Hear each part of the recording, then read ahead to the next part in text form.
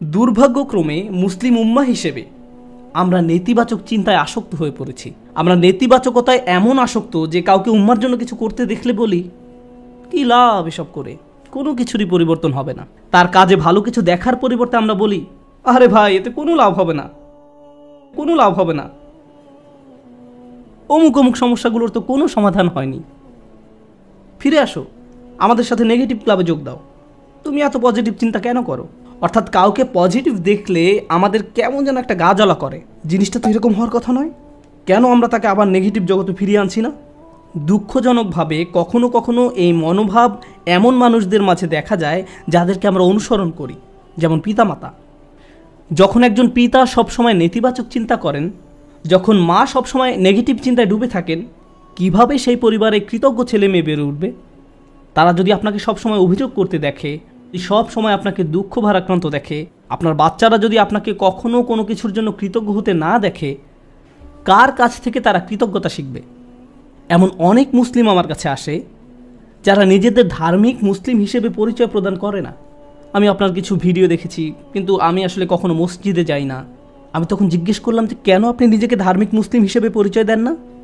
নিজেকে ধার্মিক মুসলিম সমাজের অংশ মনে করতে আপনার দ্বিধা কেন? উত্তরে তারা কি বলে জানেন?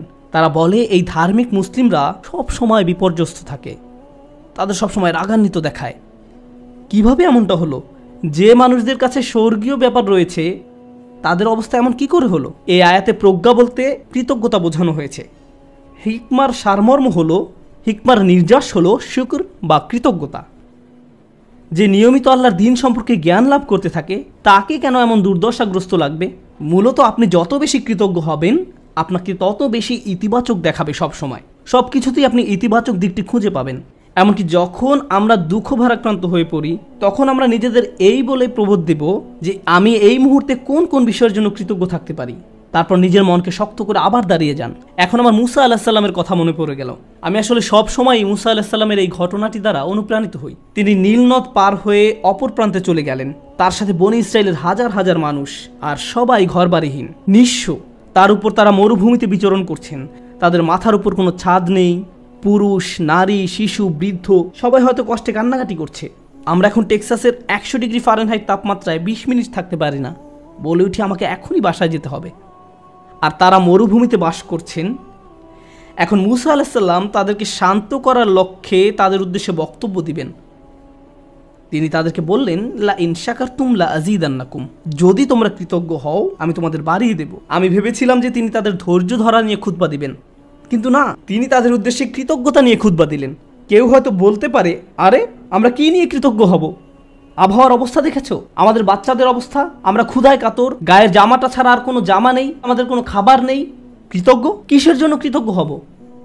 আপনি যদি একটু থেমে চিন্তা করেন, কারণ ফেরাউনের বাহিনী তোমাদের হত্যা করতে পারেনি, অথবা তোমরা ডুবে যাওনি, অথবা তোমরা এখন আর মিশরীয়দের দাস নও, তোমাদের বাচ্চাদের আর জবাই করা হচ্ছে না, তোমাদের মহিলাদের আর নিপীড়িত জীবনযাপন করতে হচ্ছে না, চোখের সামনে মহিলাদের নির্যাতিত হওয়ার দৃশ্য আর পুরুষদের দেখতে হচ্ছে না, তোমরা এই সব কিছুর জন্য কৃতজ্ঞ নও? অভিযোগ করছো? কৃতজ্ঞ হওয়ার জন্য আপনি সব সময় কিছু না কিছু খুঁজে পাবেনই। সব সময় এমন কিছু পাবেন যা আরও খারাপ হতে পারত। সুতরাং এই ধরনের প্রজ্ঞা নিয়ে বেঁচে থাকা খুবই কঠিন। কিন্তু কেউ যদি এভাবে জীবনযাপন করতে পারে তাহলে সে শুধু নিজেরই উপকার করলো। অমাইয়াশকুর ফা ইন্নামা ইয়াশকুরু লিনাফসিহি, যে কৃতজ্ঞতা প্রকাশ করে সে তা নিজের কল্যাণেই করে। আল্লাহ ওয়াদা করেছেন, লা আযীদান্নাকুম, আমি তোমাদের আরো বেশি দান করব। আল্লাহ আপনার জীবনের প্রতিটি ক্ষেত্রেই আপনাকে সমৃদ্ধি দান করবেন, যেমন হেদায়েত, স্বাস্থ্য, রিজিক সহ সকল ক্ষেত্রে সবকিছুই ঠিক হয়ে যাবে যদি আমি আর আপনি আল্লাহর প্রতি কৃতজ্ঞ হতে পারি। এটাই এখানে প্রজ্ঞা। তারপর তিনি বলেন, ওমান কাফারা ফা ইন্নাল্লাহা গানিয়্যুন হামিদ, আর যে কৃতজ্ঞ হয় আল্লাহ অভাব মুক্ত। আল্লাহ হলেন গানি এবং হামিদ, তিনি ধনী এবং প্রশংসিত। অর্থাৎ আপনার প্রশংসা তার দরকার নেই, মানুষের প্রশংসার দরকার হয়, কিন্তু আল্লাহর প্রশংসার দরকার নেই। কিছু মানুষ বলে, কেন আমি তার প্রতি কৃতজ্ঞ হব? তোমাদের প্রভুর কেন এত প্রশংসা দরকার হয়? সাধারণ নাস্তিকরাই প্রশ্ন করে, কেন তোমাদের রব সবসময় প্রশংসা করতে বলে? আল্লাহ বলেন, তিনি হলেন গানি, তার কোনো কিছুর প্রয়োজন নেই, তার প্রশংসার দরকার পড়ে না। এটা তোমাদের জন্য, এই প্রশংসা করার মাধ্যমে তোমরাই উপকৃত হবে। তিনি হলেন হামিদ, তোমরা প্রশংসা করো বা না করো তিনিই প্রশংসার মালিক। শুধু শুকর বা কৃতজ্ঞতা নয়, বরং হামদ বা প্রশংসাও তার অধিকারভুক্ত। তিনি আপনার প্রশংসার জন্য অপেক্ষা করেন না। তারপর এই মানুষটি হযরত লোকমান, যিনি কৃতজ্ঞতা এবং শুকরিয়ার জিন্দেগি যাপন করতেন, আর এই দুইটি গুণ তার জীবনের সব কিছুতেই দীপ্তি ছড়িয়েছিল। তিনি কোনো কিছু সম্পাদন করতে গেলে এই গুণগুলো তার মনোভঙ্গি ঠিক করে দিত। আপনি কি কাজ করেন সেটা যেমন গুরুত্বপূর্ণ, তার চেয়েও বড় গুরুত্বপূর্ণ ব্যাপার হলো এই কাজের প্রতি আপনার মনোভঙ্গি কেমন। শুধু কি করেন তাই নয়, বরং কিভাবে করেন সেটাও গুরুত্বপূর্ণ।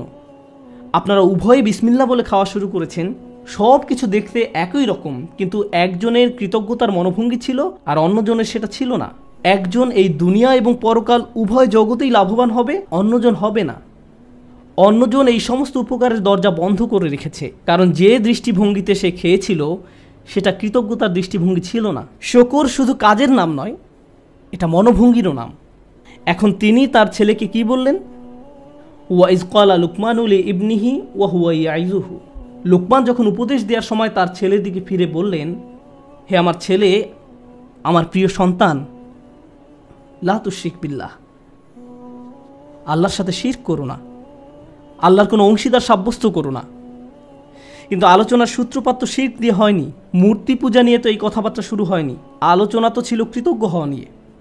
আমরা শাব্দিক দৃষ্টিকোণ থেকে একটি বিষয় এখানে শিখছি, শিরক এবং শুকর এর একটি শাব্দিক মিল আছে। কিন্তু আরেকটি বিষয় আমাদের এখানে জানতে হবে, আল্লাহ আমাদের এখানে শেখাচ্ছেন তার সাথে আমাদের সম্পর্কের মূল কেন্দ্রবিন্দু হলো আসলে কৃতজ্ঞতা। আমাদের আল্লাহর প্রতি যত ধরনের অনুভূতি রয়েছে, আমরা তার দাস, আমরা তাকে ভয় করি, আমরা তার কর্তৃত্ব মেনে নিয়েছি, আমরা জানি যে তিনি আমাদের সৃষ্টিকর্তা, এই সব কিছুই সত্য। কিন্তু এই সব কিছুর মাঝে আল্লাহর সাথে সত্যিকারের সম্পর্ক তৈরি করতে হলে আমাদের অন্তরে যা থাকতে হবে তা হলো কৃতজ্ঞতাবোধ। যদি অন্তরে এর উপস্থিতি না থাকে, তাহলে অন্তর এমন এক ধরনের শিরকের বসবাস হবে যার সাথে আমরা যুদ্ধ করে পারবো না। কারণ এটা দেখতে মূর্তির মতো নয়, এটাকে দেখতে মিথ্যে কোনো খোদার মতো মনে হয় না। এটা এমন এক ধরনের মূর্তি যার বসবাস অন্তরে। তো তিনি তার সন্তানকে বলেন, আল্লাহর সাথে শিরক করো না, আল্লাহর প্রতি অকৃতজ্ঞ হয়েও না বলার পরিবর্তে তিনি এই কথা বললেন, কারণ তিনি যেহেতু মনে করেন কৃতজ্ঞ হওয়াই আসলে প্রজ্ঞা, আল্লাহর পাশাপাশি কোনো কিছুকে স্থাপন করো না। আমরা এটা কিভাবে বুঝব? লুকমান তার ছেলেকে আসলে কি শিক্ষা দিচ্ছেন? প্রসঙ্গত এটা শুধু সন্তানের সাথে পিতার কথোপকথন নয়, বরং এটা এমন যে কারো জন্য হতে পারে যার অধীনে কেউ বাস করে। আপনার জীবনে যদি এমন কেউ থাকে যে আপনার কাছ থেকে প্রজ্ঞার তালাশ করে, বিশেষত আমি বাবাদের উদ্দেশ্যে বলছি, এমনকি এর বাইরেও আপনি হয়তো বড় ভাই, আপনি এমন পজিশনে আছেন যেখানে অন্যরা আপনার অনুসরণ করে, সেক্ষেত্রে আপনার উচিত এই শিক্ষাটি তাদের নিকট পৌঁছে দেয়া। আমি নিজেকে এই প্রশ্নটি করি। আপনাদের কাউকে কাউকে আল্লাহ অনেক কিছু দিয়েছেন, যেমন আপনাদের হয়তো ভালো চাকরি আছে, ভালো ব্যবসা আছে, টাকার সমস্যা নেই, গাড়িও আছে, আপনার সব কিছুই আছে। ফলে আপনার বাচ্চাদের জীবন আপনার নিজের জীবনের চাইতেও অনেক বেশি সহজতর। কিন্তু আপনি যখন ছোট ছিলেন, আপনার জীবন এতটা সহজ ছিল না। আমার এখনও মনে আছে, ঈদের সময় আমরা বার্গার কিনতাম। আমরা একটা বার্গার কিনে পুরো পরিবার সবাই ভাগ করে খেতাম। এটাই ছিল আমাদের ঈদ। আমি আমার বোনের টুকরার দিকে তাকিয়ে থাকতাম, কারণ মাঝখানে টুকরাটা ছিল সবচেয়ে বড়। অনেক বাচ্চারা প্রথম টুকরাটা চায়, কিন্তু প্রথম টুকরাটিতে তো শুধুই রুটি। এখানে আসল কথা হলো আমাদের বাচ্চারা এসব জানে না। তারা এভাবে বলে, আমি আমারটাতে চিজ চাই, আমারটাতে মেয়োনিজ চাই, কেউ বলে আমারটাতে চিজ না, পেঁয়াজ চাই। আমার বাল্যকাল আর তাদের বাল্যকাল একরকম নয়। তারা কষ্ট দেখে না। যখন আপনার টিনেজ বাচ্চা বলে, আমি ঠিক শিওর না কোন কলেজটাতে ভর্তি হব, কোন গাড়িটা যে পছন্দ করি, আপনার হয়তো তখন মনে পড়ে, ভাই আমি পাবলিক বাসে ধাক্কাধাক্কি করে কলেজে যেতাম, সকালবেলা পত্রিকা বিতরণ করতাম, কাজে 3 মিনিট দেরিতে পৌঁছানোর জন্য চাকরি হারিয়েছিলাম, আমি কোনো মতে টিউশন ফি দিতাম, বাসায় নিয়মিত বাজারও থাকতো না। আর আমার বাচ্চারা এখন বলছে তারা শিওর না কোন গাড়িটা কিনবে। আপনার মন চাচ্ছে দেয়ালে নিজের মাথা ফাটাতে, কারণ আমাদের বাচ্চারা মনে করে তাদের তো এমনিতেই সব কিছু পাওয়ার কথা। তারা কৃতজ্ঞ হওয়ার মানে বোঝে না। এভাবে কারো পক্ষে কৃতজ্ঞ হওয়া সম্ভব নয়। আমাদের উচিত আমাদের বাচ্চাদের টাকার মূল্য শেখানো, তাদেরকে উন্নত জীবন দেওয়ার মানে এই নয় যে তাদেরকে ভালো মানের অ্যাপার্টমেন্ট দিবেন। আপনি হয়তো অতিরিক্ত দিয়ে তাদের ধ্বংস করে দিয়েছেন। আপনার বাসা যদি খেলনায় পরিপূর্ণ থাকে আর তারা শুধু আরও নতুন নতুন খেলনা চায়, 2 দিন আগে কিনে দিয়েছেন সেটা ময়লার বাক্সে, তাহলে এই সব শেখার মানে কি? এই তিলাওয়াতের অর্থ কি? আনিশকুর লিল্লাহ মানে বাবা হিসাবে আপনাকে কৃতজ্ঞতার জীবনযাপন করতে হবে এবং আপনি আপনার সন্তানকে কাজের গুরুত্ব বোঝাবেন, রিজিকের গুরুত্ব বোঝাবেন, তাদের যা আছে তার গুরুত্ব বোঝাবেন। তারা যেন যা নেই তা নিয়ে অসন্তুষ্ট হয়ে না থাকে। ঈদের সময় বাচ্চারা ধনী হয়ে যায়।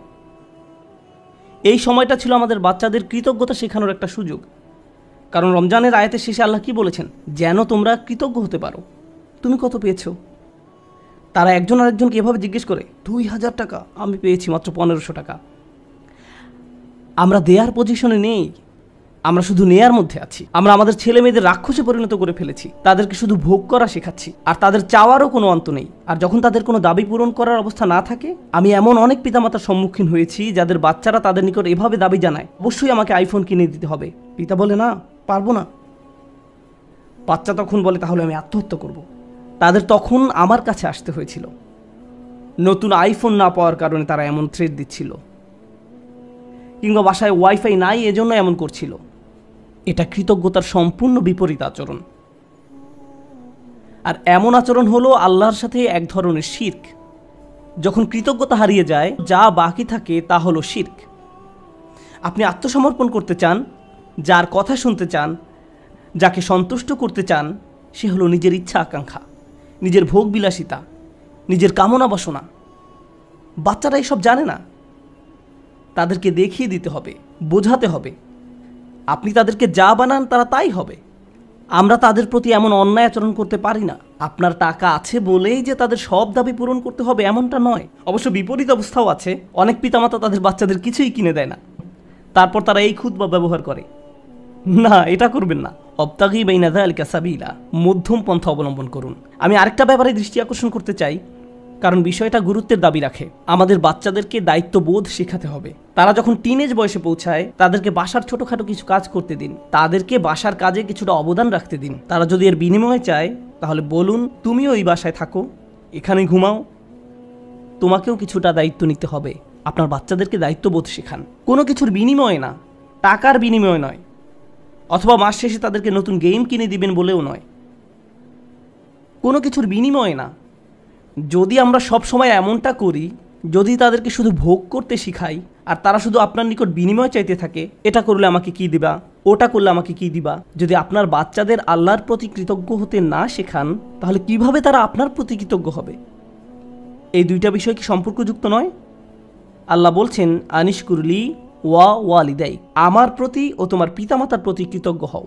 এই দুইটা ব্যাপার সম্পর্কযুক্ত। আমরা যদি আমাদের সন্তানদের তাদের যা আছে তার জন্য আল্লাহর প্রতি কৃতজ্ঞ হতে না শেখাই, তাহলে আমি আপনাদের গ্যারান্টি দিয়ে বলছি, তারা স্বাধীন হয়ে যাবে। যখনই তারা স্বনির্ভর হয়ে যাবে, তারা আলাদা হয়ে যাবে। আপনার কলের কোনো জবাব দেবে না, মেসেজের কোনো উত্তর নেই, তারা আপনাকে উপেক্ষা করে, অগ্রাহ্য করে, যখন তখন বাসা থেকে বের হয়ে যায়। আপনি তখন ভাবেন, কি হলো এই বাচ্চার? আমি তার জন্য সব কিছু করলাম, আমি সারা জীবন তোমাকে দিয়ে গেলাম, এখন তুমি আমাকে কিছুই দিচ্ছ না। হ্যাঁ, কারণ এখন আর আমার আপনাকে প্রয়োজন নেই। আপনার কি প্রয়োজন? আর আমি স্বাধীন, ওই লেনদেন তো শেষ হয়ে গেছে, ধন্যবাদ, বাই। এখন আমরা তাজ্জব হয়ে বসে আছি, কিন্তু সম্ভবত আমরাই তাদেরকে নষ্ট করে ফেলেছি। মানে অতি ভালোবাসা দেখিয়ে আমরা তাদের ধ্বংস করে ফেলেছি। ইন্নামা আমওয়ালুকুম ওয়া আওলাদুকুম ফিতনা, আল্লাহ একটি কারণে এই কথা বলেছেন। তোমাদের সম্পদ এবং সন্তান সন্ততি তোমাদের জন্য একটি বড় পরীক্ষা। বিশেষত ছেলে মেয়েদের পেছনে যদি নিয়ন্ত্রিত উপায়ে টাকা পয়সা খরচ করা না হয়, তাহলে তারা বিশাল এক পরীক্ষার বিষয়ে পরিণত হবে। মাঝে মাঝে বাচ্চাদের কোনো কিছু কিনে দেওয়া উত্তম, মাঝে মাঝে তারা যা চায় তা না দেওয়া উত্তম, মাঝে মাঝে তাদের থেকে দূরে সরিয়ে রাখা উত্তম। এটা গুরুত্বপূর্ণ। এটা শুধু পুঁথিগত বিদ্যা নয়, শুধু আলহামদুলিল্লাহ বলা শেখালেই হবে না, এই শিক্ষার উপরে জীবনযাপন করতে হবে। এজন্যই আলোচনাটি শুরু হয়েছে এই বলে, ওয়ালাকাদ আতাইনা লুকমান আল হিকমা, আমি লোকমানকে প্রজ্ঞা শিক্ষা দিয়েছি, বাস্তব জ্ঞান, বাস্তব শিক্ষা। কিভাবে কৃতজ্ঞ থেকে জীবন কাটাতে হবে সেই শিক্ষা। আমাদের বাচ্চারা কতবার তাদের জামাকাপড় ভাঁজ করে, ধৌত করে, আমরা তাদের কিভাবে কৃতজ্ঞতার শিক্ষা দেব যখন তাদের সব কিছু আমরাই করে দেই? মনে হয় যেন ঘরের মধ্যে ছোট ছোট ফেরাউন দৌড়াদৌড়ি করছে আর বলছে আমিই সবচেয়ে বড় রব। أنا ربكم الأعلى. আজ আমি বার্গার খাবো না, পিৎজা খাবো, আমাকে এটা দাও ওইটা দাও। আমরা তাদের এমন বানিয়ে ফেলেছি। এটা তাদের দোষ নয়। আমাদের সন্তানরা যখন নষ্ট হয়ে যায় এই জন্য নয় যে তারা শয়তান, এর কারণ হলো আমরা তাদের সঠিক শিক্ষাটা দিচ্ছি না। প্রজ্ঞা থাকার মানে হলো আপনি আপনার সন্তানদেরকে সঠিক নিয়মে বড় করেন, আপনি তাদের আকাঙ্ক্ষাগুলো নিয়ন্ত্রণের চেষ্টা করেন। বাচ্চাদের এই নিয়ন্ত্রণটি নেই। আমাদেরকে ভালোবাসার সাথে তাদের ভিতরে এই অনুভূতি তৈরি করে দিতে হবে। আয়াতটি শুরু হয়েছে ইয়া বুনাইয়া দিয়ে, আমার প্রিয় ছেলে, অর্থাৎ বাবা অত্যন্ত আদর মাখা কণ্ঠে তার বাচ্চার সাথে কথা বলছেন। আপনি এর উল্টাভাবে শুরু করতে পারেন না। এই বাসার সবাই শোনো, আমি মাত্র জুমা থেকে আসলাম, বাসার সব কিছু এখন অন্য নিয়মে চলবে। এভাবে না। ভালোবাসার সাথে সুন্দরভাবে করুন, তাদের সাথে কথা বলুন, তাদেরকে বুঝান যে তাদের আচরণ পরিবর্তন করতে হবে। আমাদের মাঝে না দেখলে তারা এটা শিখবে না। যদি আমি খাবার ফেলে দিই, ক্ষুধা লাগলে রেস্টুরেন্টে গিয়ে অপ্রয়োজনীয় অর্ডার করি, এরপর অল্প একটু খেয়ে বলি আমি আর পারবো না, আর সন্তানকে বলি খাবার শেষ করো, খাবার শেষ করো, তারা শিখবে না, তারা শিখবে না, তারা ফেলে দিবে। আপনার জীবনটা যদি অকৃতজ্ঞতায় পূর্ণ থাকে তাহলে এটা অনেক বড় একটা সমস্যা। এজন্যই অবিশ্বাস এবং অকৃতজ্ঞতা প্রকাশে একই শব্দ ব্যবহার করা হয়েছে। একই শব্দ ব্যবহার করা হয়েছে। কুফর বিল্লাহ মানে হলো আল্লাহকে অবিশ্বাস করা, আর কুফরান বিন নিয়ামাহ মানে নিয়ামতকে অস্বীকার করা, অকৃতজ্ঞ হওয়া। একই শব্দ। আল্লাহর নিকট কাফের আসলে দুইটা জিনিস। ভাবতে পারেন এমন ব্যক্তি যে আল্লাহকে অস্বীকার করে এবং যে আল্লাহর প্রতি অকৃতজ্ঞ। এই জন্য যে ব্যক্তি আল্লাহর প্রতি কৃতজ্ঞ থাকে তার পক্ষে শিরক করা অসম্ভব। কারণ আপনি যদি আল্লাহর প্রতি সুধারণা পোষণ করেন আপনি শিরক করতে পারবেন না। আমাদেরকে তার প্রতি অকৃতজ্ঞ হওয়ার শিরক থেকে রক্ষা করুন। আল্লাহ আযজা ওয়া জাল্লা আমাদেরকে কৃতজ্ঞ থেকে জীবন পার করার সামর্থ্য দান করুন এবং আমাদেরকে সেসব মানুষদের অন্তর্ভুক্ত করুন যারা তাদের সন্তানদেরকে কৃতজ্ঞ হওয়ার শিক্ষা দান করে।